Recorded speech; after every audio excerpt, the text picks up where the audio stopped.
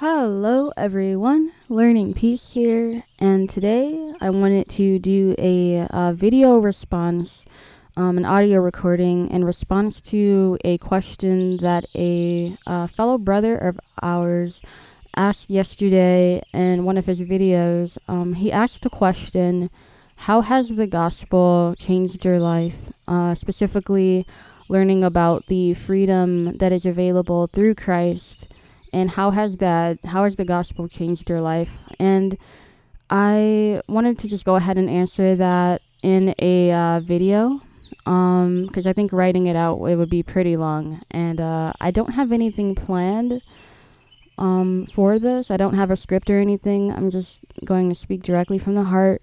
I don't know how long this is going to be or how short it's going to be. So I'm just going to share my experience and my testimony. I think that it's extremely important for others to hear our testimony, especially those who are struggling with religious legalism. Just for the body of Christ to know that they are not alone, and that if they have experienced, abuse or trauma or persecution in any kind, that they're not alone, and that God can restore that. All right, so my testimony begins. When I was 3 years old, my dad came to me and I had a problem with lying. Now, I learned how to lie by watching my father lie to me and to my mother.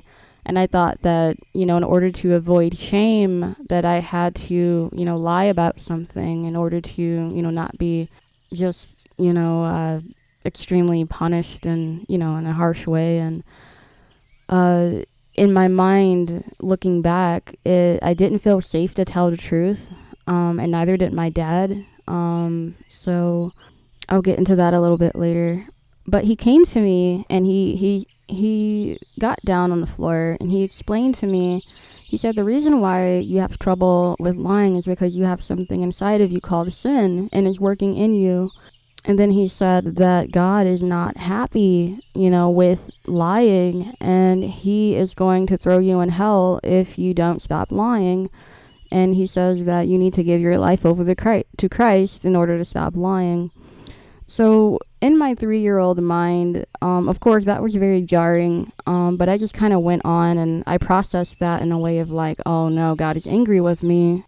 So my dad walked away from me after that. And my parents, they came up with this rhyme. They would say, liar, liar, lake of fire. And they would constantly say that to me if they even suspected that I was lying. Not that I was actually lying, but if they suspected a lie, they kept saying, oh, liar, liar, lake of fire, you're going to hell, you're going to hell. And, here in the West, we have this saying that goes, liar, liar, pants on fire. Instead, my parents turned that to liar, liar, lake of fire, and they kept, berating me with that. That's kind of what it felt like. So,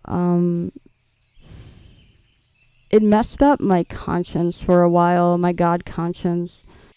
Now, I knew that God was loving. I knew that he was full of joy and peace, and I wanted to be best friends with him when I was a kid, and I loved him so much. And it's just like, there's this one time where my mom had a song playing on the radio. It was a gospel song.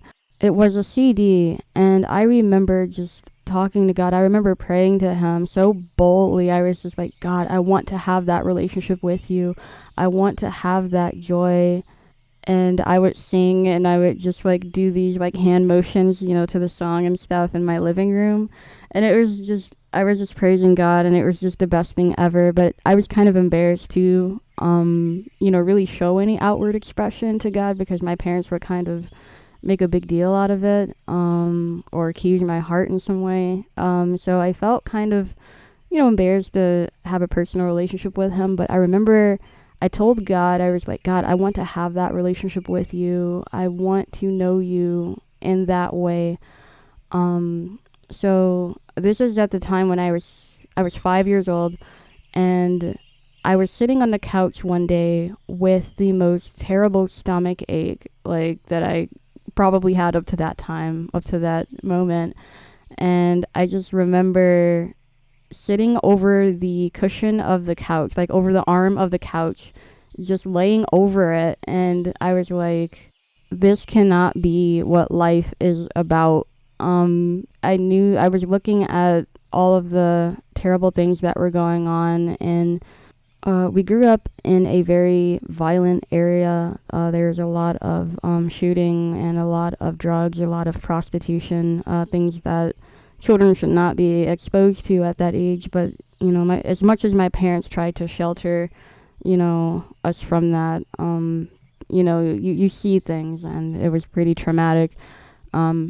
So anyways, I came to Christ in this exact moment when I had this stomach ache, or you can say that I accepted the gospel at this moment when I was looking around at the world and I was seeing, the children on TV in Africa starving, and they just had, really terrible lives. And I was looking at my parents and the pain that, they carried that they didn't want to talk about or process through. And I was looking at the stomach ache that I had, and I was just like, God, this cannot be it. Life is so much more than the pain and the trauma that we go through, and these sicknesses and all of these things. In that moment, something just clicked inside of me, and I was like, God, I need you. I surrender my heart to you. And I gave my life to Christ in that moment. I knew that I wanted to connect to that joy and that peace that God had showed me the year prior, or that same year, in that worship song when I was singing it to him. I was like, God, I want that peace and that joy. And I knew that that's who he really was. His spirit, came to me in that moment, and he told me that that is who he really was. So I repented of my sins, and specifically lying, because lying was the thing that my parents really capitalized on. And, I didn't really know what it meant to repent, because that had been distorted to me, unfortunately. So that was the moment that I gave my life to Christ. I didn't tell my parents, because, again, they kind of made a big deal about things, and they just weren't safe. I will be very honest. My parents were not safe relationally at all. And I just couldn't really come to them about personal things like that. So, and I'm very happy that I didn't. I will get to that a little bit later. So when I gave my life to Christ in that moment, it wasn't some miraculous experience, there wasn't something, crazy going on, but I did have a even deeper peace with him. But there was still a lot of fear, because I was like, oh no, if I tell a lie or if I step the wrong way, then God is going to throw me in hell, because that's what my parents had taught me. I'm laughing, but, it's not funny. I'm just laughing at looking back on it, how crazy religious legalism is. It's like, if you take a wrong step, then boom, you're out of the faith and God's going to throw you in hell. And that really made me anxious around God. If I had toys, like a toy or something that I really enjoyed playing with, my dad would come in and he would say, oh, it looks like you're having a lot of fun with that. You're having too much fun, he would say. He would constantly say that to me. You're having too much fun. You need to read your Bible. You need to do this. And I'm just like, oh, I'm becoming worldly in my heart because I'm playing with toys. That's what my dad would tell me. He would say that I was becoming worldly, or that I was liking something a bit too much, and, really judging my heart. And that was never my intention. That was never my heart to begin with, looking back on it, but that was the lens in which my earthly father, viewed me and viewed life in general. My dad was a Calvinist. He came out of the Word of Faith movement. He grew up as a Jehovah's Witness, but he was never really caught up heavily into the Jehovah's Witness organization. But when he realized the heretical position of the Jehovah's Witness organization, then he turned to the Word of Faith, because he wanted to become a Christian. And then once he got out of the Word of Faith movement, then he turned Calvinist in order to combat the issues within the prosperity gospel movement. So he became a staunch Calvinist. And around the time where he became a Calvinist, that's when I was born. And he believed that almost everything that Calvinism taught. So he believed that babies were born evil. So he thought that I, being his daughter, that I was evil. So every time I struggled with something, or every time I, exhibited sin of any kind, he would say that I was doing that on purpose, and I was doing that to assert or, to combat his authority, or to challenge his authority as a parent. He would say that I was evil. He would say that I didn't deserve anything. It was very confusing, and it was very hurtful, because a lot of the times, being a kid, you don't know what you're doing. You're just going around. You're trying to, understand life. And, if you do something, then automatically my dad was always right there to falsely accuse my heart. And then if I defended myself, he would say that I was being argumentative and that I was challenging him. And then I would get in trouble, and I would get grounded, or he would take things away from me for standing up for myself. So it was a very, very confusing childhood, and I had to go through this every single day. I was afraid to make a mistake. I was afraid to really say anything, and then not only that, but I would get in trouble for not talking. He would get upset when I didn't want to hang out with him, but then at the same time, when I did hang out with him, he would find something to accuse me of, and it was just very confusing. So he believed Calvinism.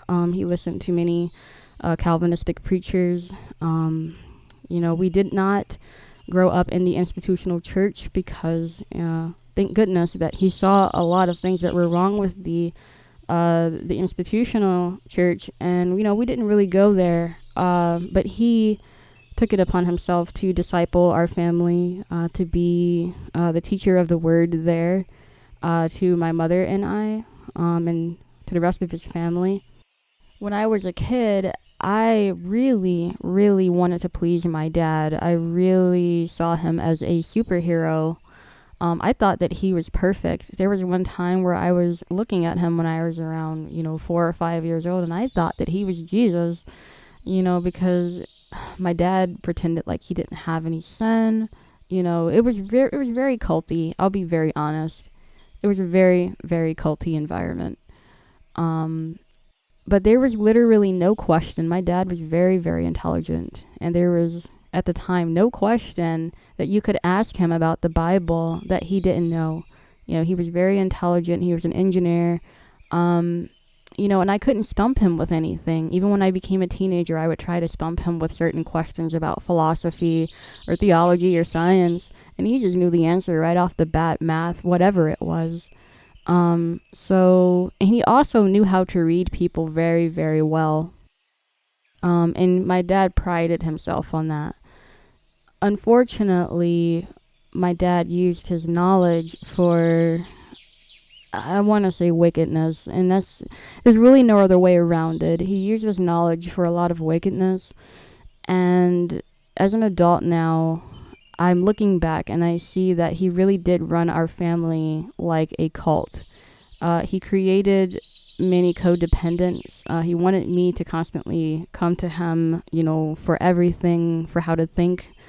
He would try to control my thinking in a way similarly to how the Jehovah's Witness use their manipulation and control tactics that he grew up in and that he studied heavily. And I think he was creating this cult environment, whether intentionally or unintentionally, I don't know, but I'm just observing what he was doing.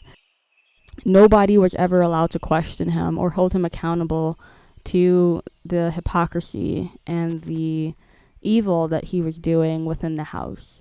A lot of times my dad would use the scriptures and the law to keep my mother in a lot of spiritual bondage because he had really deep fears of rejection and intimate relationships. So we weren't allowed to have people over into the house too much. Now, my mother was separated from seeing anybody, from having friends of her own. They weren't allowed to ever come over. And he kept the house in such disarray so that people would not be allowed to come over. And he would blame either me or my mother for not keeping the house clean because he would trash it. If you know what a hoarded house is, that is what I grew up in. So, we weren't allowed to have too many friends or, people over.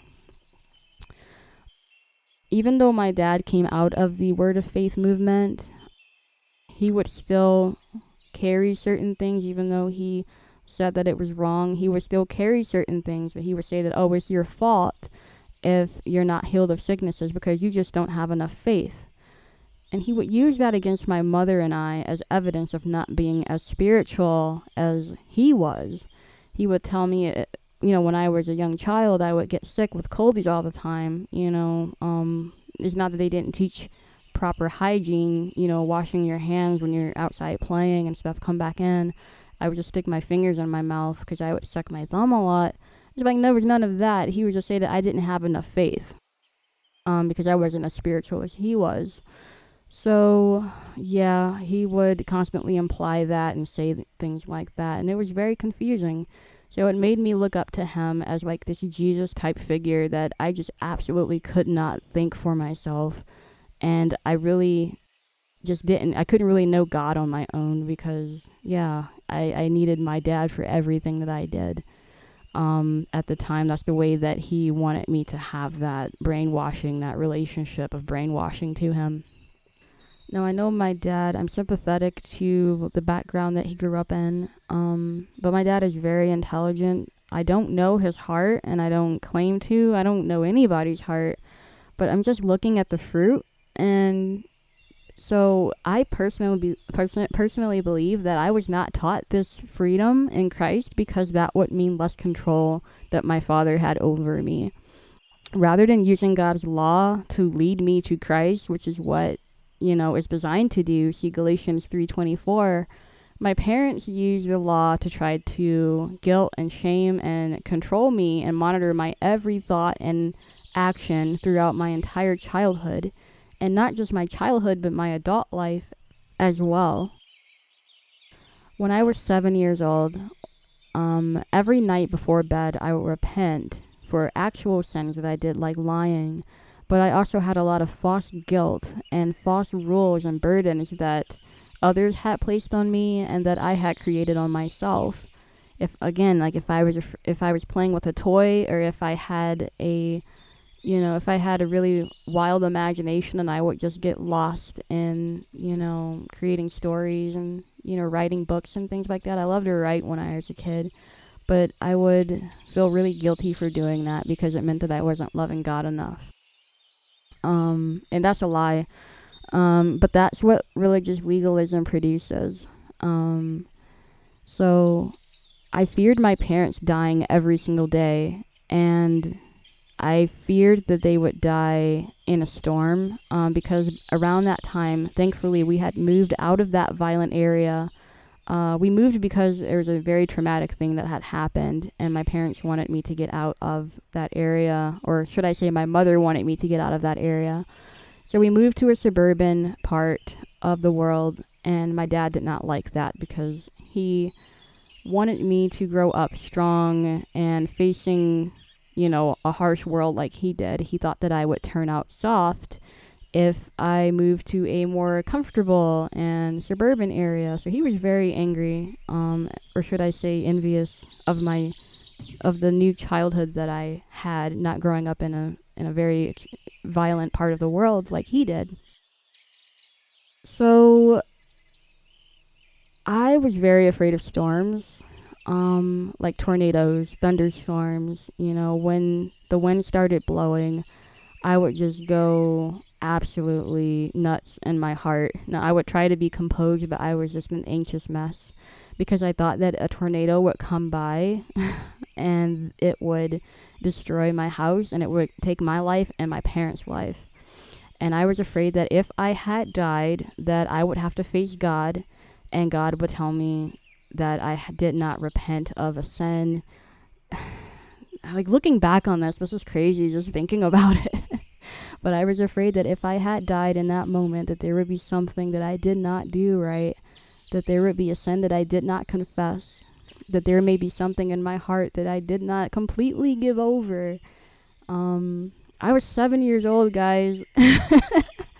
Man, I was 7 years old and I was just having the most horrific OCD, religious bondage that I think I've ever had in my life. But I would just go through all of these things of confessing, and every night before bed, I was like, oh God, I'm sorry that I had this thought and this and that and that. And I would just cry and cry.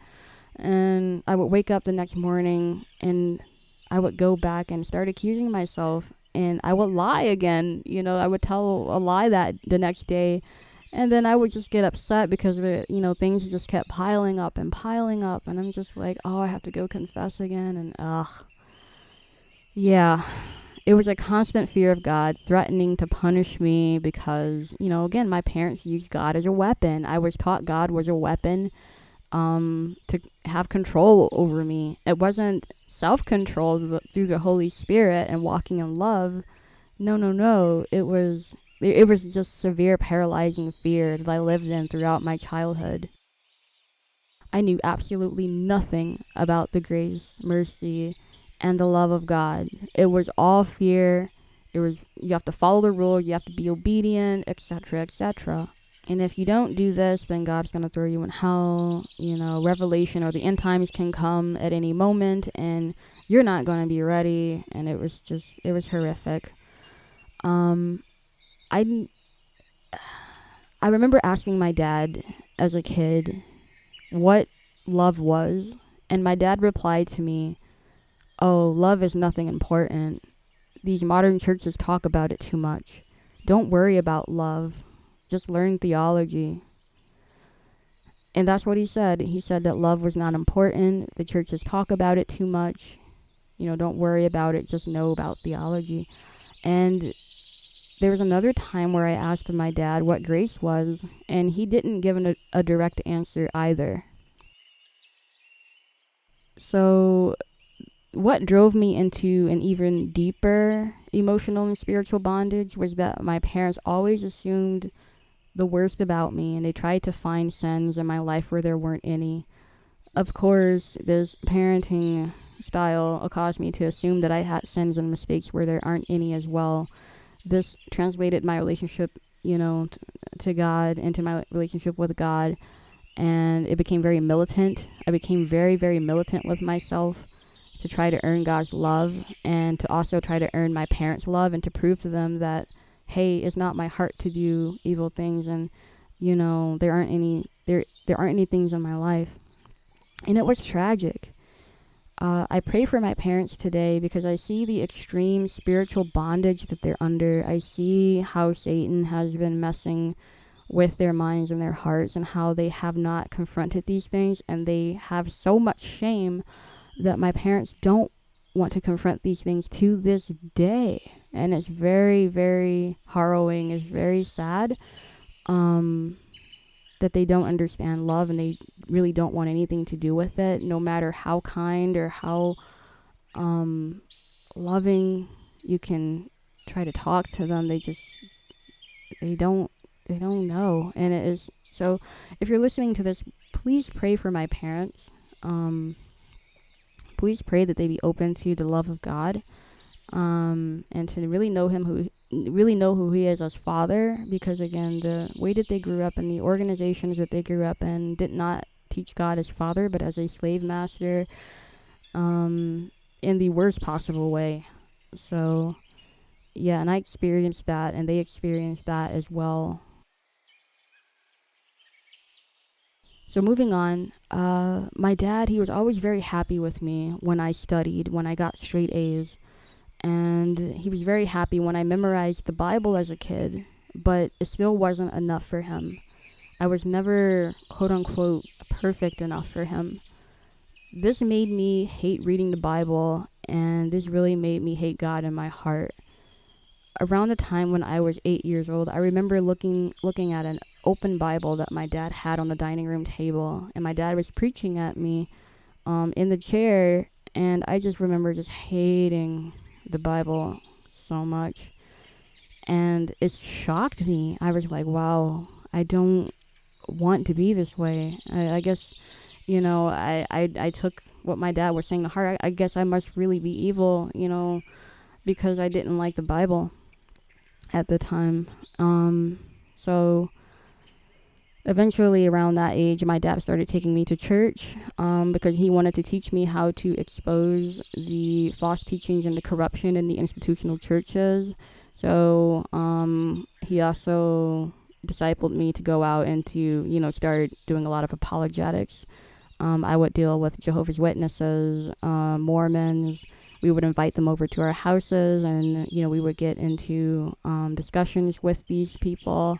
So it was always about trying to debate people and trying to teach them the truth rather than really help them to understand who God is as their father. And it was never about relationship, because again, that's all my dad, I believe that's probably all he knew. I'm thankful for my dad, of course, for training me up in the scriptures and for showing me how broken the institutional churches are. He showed me how the psychology behind these churches worked when I was a kid, and how many cults actually work. And this was important in my life, much later on. So I'm thankful for that. I'm thankful that he taught me so much of the scriptures, even though it was for being trained up as a little Pharisee. I'm very thankful for the heavy scriptural teachings that he did. So it was even more difficult for me to come out of religious legalism because there are a lot of miracles being done in our family, which made my entire family culture further trust in my earthly dad. Our bills were miraculously being paid consistently for months when my parents were both unemployed. When my dad prayed, there were sicknesses, they were instantly being healed. Our car was running for miles with a broken radiator, and there were miracles that were defying the laws of gravity and the laws of physics just in time to protect us. There were times where there were hordes of people coming to us in massive droves as soon as we prayed privately when we needed help. Looking back on those things, yes, those miracles were indeed real, but I also know that Satan can perform false signs, miracles, and wonders to keep people enslaved to cults and cult leaders and certain false teachings. Because the people in the environment, it was my dad ultimately that was getting the praise and not so much God, though in my own heart, I was praising God, but it also created a really toxic dependence upon, in this case, the cult leader who was my father. There were a few miracles where it was so extraordinary that God must have done it. And yes, it seemed like at the time that my dad was a faithful man of God. He was this powerful man of God who could just rain down all these things, for all of these miracles to happen. And that is what the enemy wanted to use that for. So once I asked my husband about the miracles that were happening, and my husband, he brought to my attention that there were indeed times in the Old Covenant where God used people to perform miracles so that the faith of his actual followers could be strengthened, which would have been in my case. So God did use evil people to perform certain things so that, actual followers. So I can see that may have been what was going on. So I worked really hard to try to please my earthly father and to please my parents and to please God. Once I saw that I was not able to do that, I was not able to please my parents, and that even though I was doing the things that they were telling me to, I always needed to do more chores. If I saw them, they would get angry at me because I didn't smile at them when they saw me. If I had a bad day or if I cried, they would send me away and say that I was just being too emotional or I just wasn't being good that day. So nothing I did was ever good enough. Obviously, this made me very reluctant to go to God if I wasn't 100% emotionally perfect, quote unquote, or if I didn't have all of my T's and my I's dotted. Obviously, this is impossible, and it was the true nature of the law creeping up to keep me in severe bondage. I became suicidal when I was 13 because nothing I did was ever good enough for my dad and my mom. When I told my mom when I turned 13 that I wanted to kill myself, she said, "Here, let me help you with that." She was very angry that I came to her at a vulnerable moment, and yeah, she wanted to end my life as well. When I turned 14, I wanted to see if God was really real. You probably think that I know that God was real after all of these things that I had seen, and after reading all of these scriptures and memorizing the Bible and all the miracles and, the experiences that I've had, that I would know for a fact that God was real. But looking back, I doubted because I didn't actually know God. I just knew about him. Actually, I didn't know about him at all. I knew a legalistic, punishment-based version of God. I knew the scriptures, but the scriptures were not rightly divided. They were used to control and manipulate. I had to figure out if there was indeed a God, and there were only two possibilities in this world. As Kent Hovind said, either there is a God or there isn't, and both ideas are frightening. Well, actually, Kent Hovind didn't say that. It was a scientist who I can't remember the name of. I had a fear of doubting God, but I became atheist for a short time. When I was 14, that's when I began to study evolution. I began to study science, Buddhism, Hinduism, Catholicism, atheism. I studied so many world religions to see if Christianity were indeed true. By the time I turned 17, after years and years of intense study, day and night, I went to university debates, or listened to university debates, and I was asking questions about God and the origins of Christianity to various people. I would visit different churches and talk to pastors and so much more. I finally saw that historical Christianity was indeed true. I saw through all other world religions and the evidence that there still must be a God.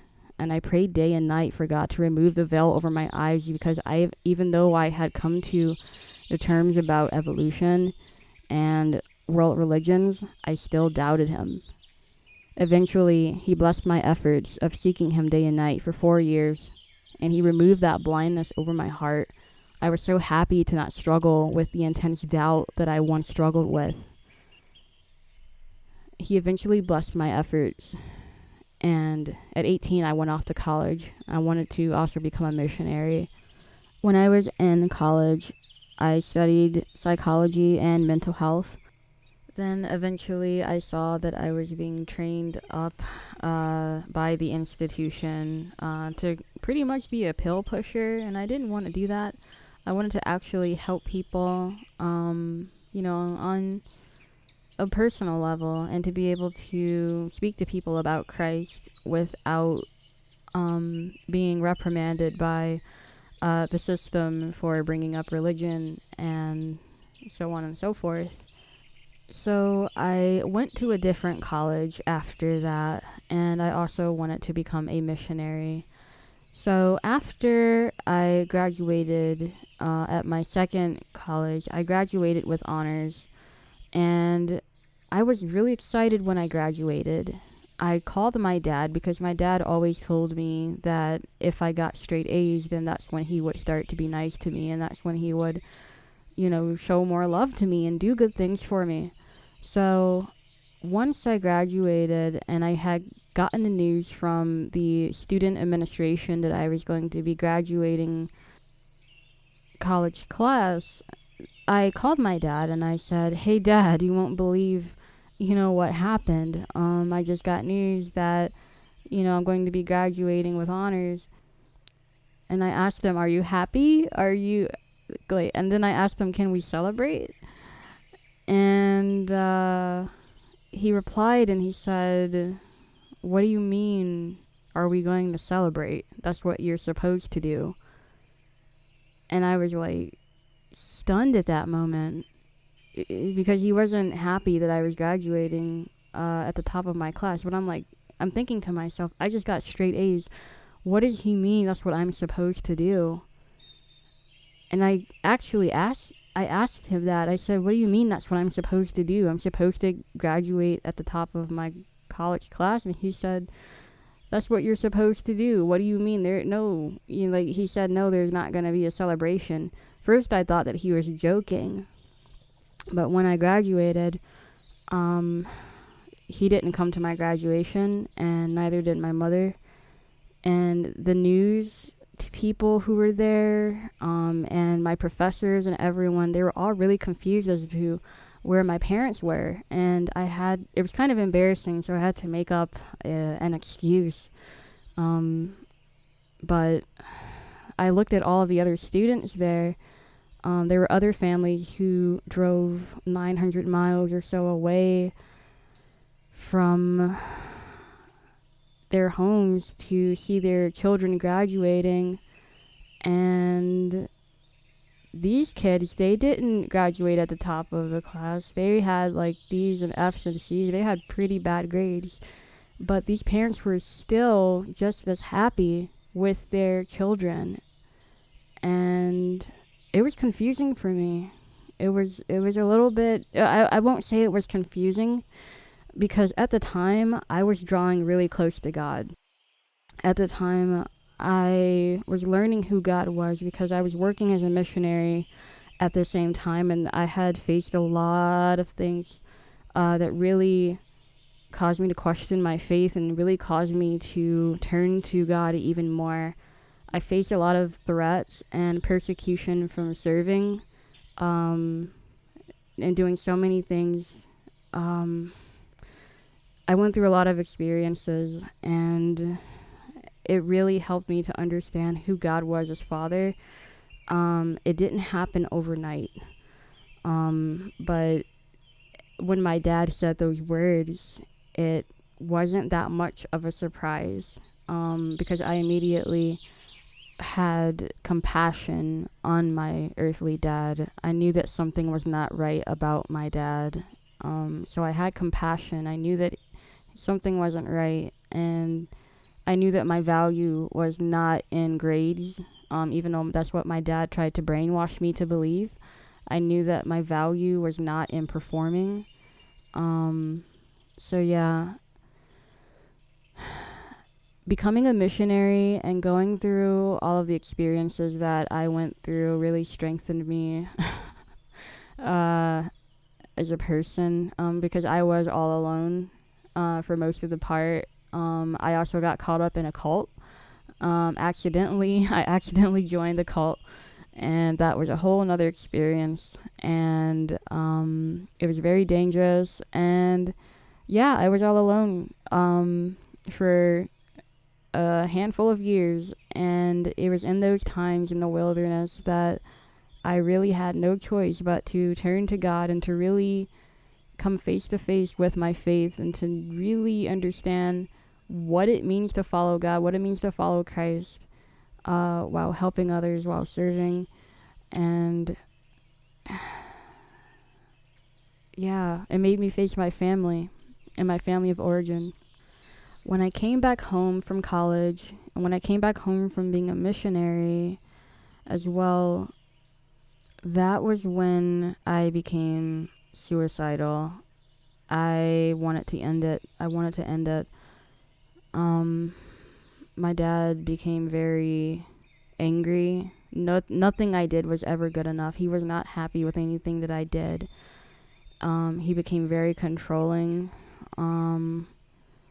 It was very confusing, and I regretted moving back in with my parents, but I had nowhere else to go at the time. So I got a job, and one night I called my best friend, and I told her that I was going to kill myself. It was a Thursday night, and I just told her I just couldn't take it anymore. I was crying. And she said that I was the one that was there for her when we were going through it together, when we were serving as missionaries, the night that she wanted to kill herself as well. And she said that she wants to be there for me when I felt the same thing. And she asked me why I was feeling this way, and I didn't know that at the time, I didn't know that my dad was a narcissist. I didn't know what was going on. I just thought that I was the problem. I just thought that nothing I did was ever good enough. I just thought that deep down that life wasn't worth living and that nobody would care about me. So she said that, and I told her what my dad said, and how he was treating me. And she said that I should not listen to a word that my dad was saying, and that he's very dangerous, it sounds like, and that I need to, just not listen to him. So that opened my eyes to see that I wasn't really the problem, and that, my dad was not all the way there mentally, it seemed like. So that gave me hope to keep on living, because at the time, like I said, I was blaming myself for everything. Even though I had a really good job at the time, right after I had graduated, I had become business manager. I became a community leader, and I was doing a lot of cool things, but I just still felt so extremely worthless. I got caught up in an addiction, and I just felt that God really just left me at that point. Eventually, about 2 years later, I started feeling really, really alone, and I wanted to get married. And I just told God, I just came to him and I said, God, I'm not going to marry a guy who believes that you have to keep on sinning. I'm not going to marry a guy who believes that, we don't have to deal with issues. Like, I want to marry somebody who is devoted to being victorious, who's devoted to being an overcomer. So it was around that time, about 4 days after I had prayed that prayer, I told God to either send me a guy, or to help me to go out and find one, otherwise to take the desire for marriage away from me, because it was bothering me so much. So about 4 days later, after I prayed that prayer, I started dating this guy. He came to me, actually, and he believed exactly what I had prayed for. He said that, I thought it was a joke. I was like, well, I prayed this in the privacy of my own bedroom, so of course he couldn't have heard it. I didn't even know who he was. It was also around this time that the Lord started waking me up to what narcissism was. And he used my mother to explain to me that my father was a narcissist. I never heard the term before, but I researched it, and I read a lot of books. I went to the DSM-5. I looked up a lot of different things, and I was like, wow, my dad is a textbook example of narcissism. And I tried to educate my mother on narcissism, and she said that she knew it, but she just didn't really want to face it. She didn't say that she didn't want to face it, she just didn't. She was afraid of my dad. It was an abusive relationship, still is. So around that time, I went to my dad and I told him about Calvinism. I told him about what he believed, and I told him about how dangerous it was.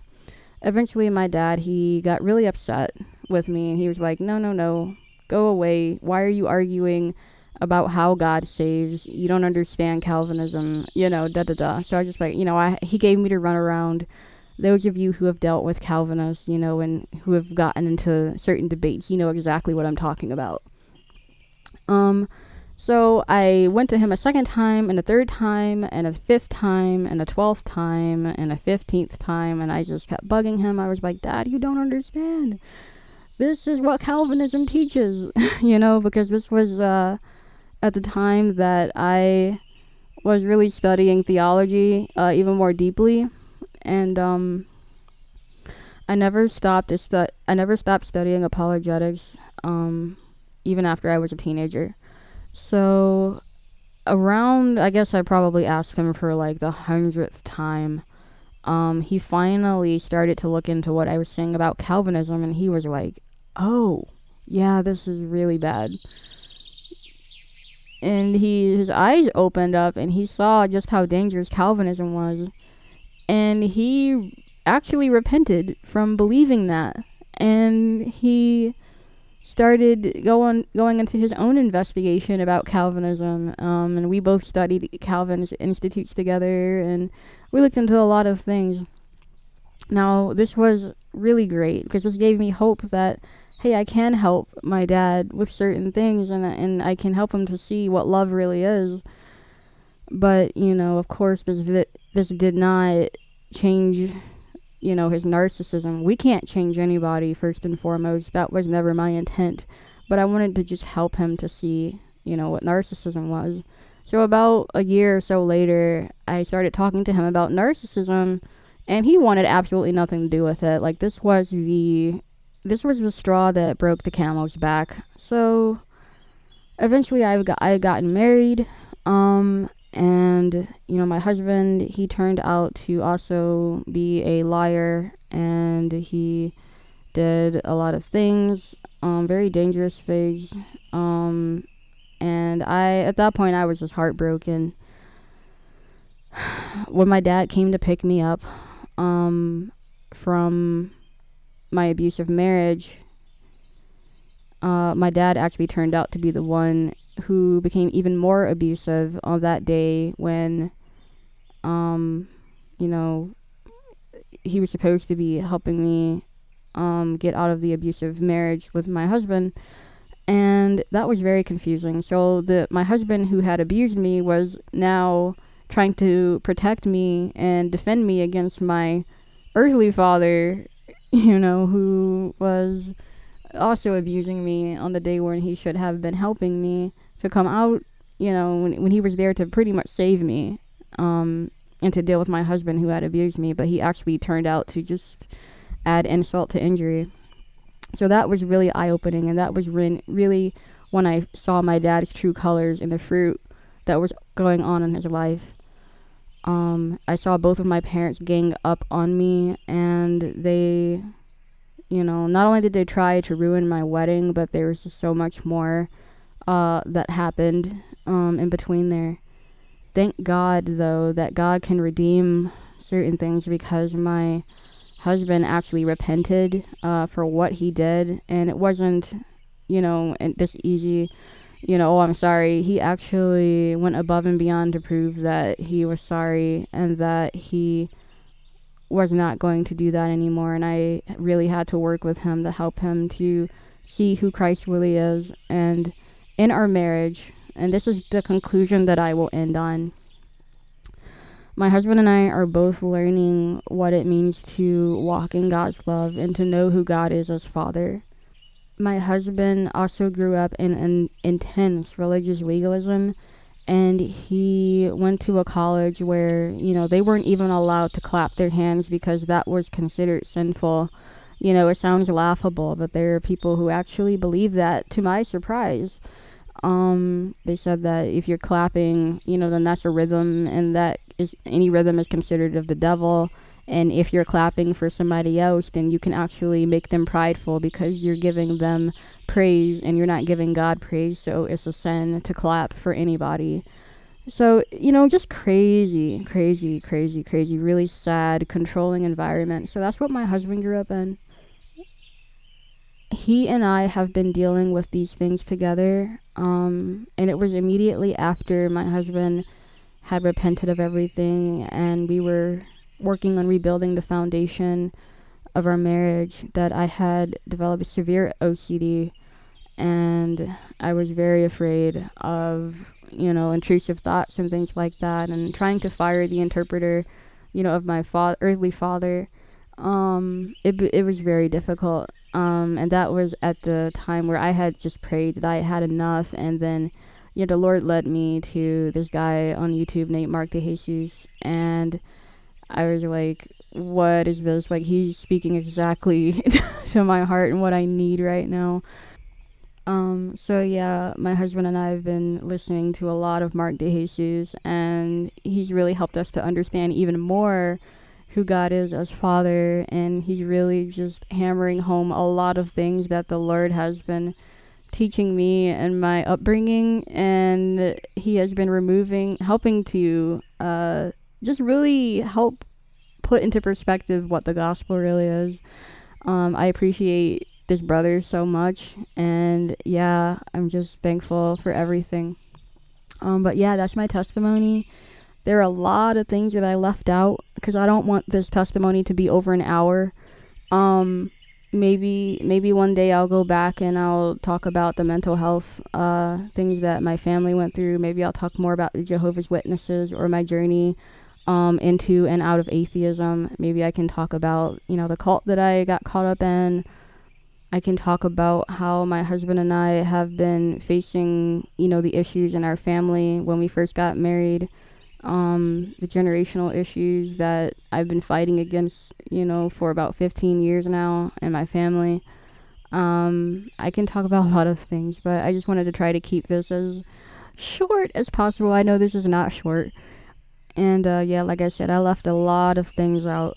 What I want to say in conclusion is that no matter how much you've gone through, no matter how much PTSD, trauma, religious legalism, confusion, cult-like environments, persecution, death threats, whatever, feelings of suicide, isolation, abusive marriages, all of it, no matter what you go through, God is always there to help you out of it. And God is real. He is so real. He loves you. He is your heavenly Father, and you can know him personally. Yes, the storms, they are there, and, they last but for a moment, really, when you look at the bigger picture. And I do want to say that time early on in my testimony here, when I did say that I prayed for God to show me his joy and his freedom and to have that peace in my heart in that relationship with him. When I prayed that prayer when I was 5 years old, he gave that to me. He gave me that joy, and he gave me that peace and that freedom and that deliverance. And I no longer struggle with, understanding who he is as Father, because nobody can take that away. No one can separate us from the love of God. When we truly walk with him, we know him and he knows us. It is amazing. And I want to invite you into that same relationship. Again, it doesn't matter how much intense religious legalism that you've grown up in. He can bring you out of it. He can bring you out of OCD. He can bring you out of, rituals and just, dead religion. He can bring you out of fear and perfectionism. Oh my goodness. Yeah, he can bring you out of all of it. And it's the best. What more can I say? God is amazing, and his love is amazing. So yes, please pray for my parents. Please pray for them if you remember, so that they too can know God's love, and that they can come out of the generational pains that, they don't want to face. Help them to have the courage to face their hearts. Help them to have the confidence to know that God is not there shaming and condemning, but that he wants to deliver them and to give them freedom. So yeah, pray for my dad, pray for my mom, if you will remember. Pray for my husband's family as well, because they are also caught up in the same things. And I just thank you for listening. Thank you for spending the time. It really means a lot to me. If you actually listen to this whole thing, just let me know. Leave a like if you want me to create more content like this. Yeah, so my only heart is for people to be encouraged. And I worked with people all around the world, and I've seen persecution. I've been on the receiving end of it. It can feel very lonely at times, but I just want you to know that God has not forsaken you, and that he loves you. And there's always freedom and hope and deliverance that is available through Christ. All right, guys, take care. I love you. God loves you, and always keep pursuing relationship with him. He's right there for you, and he cares for your heart.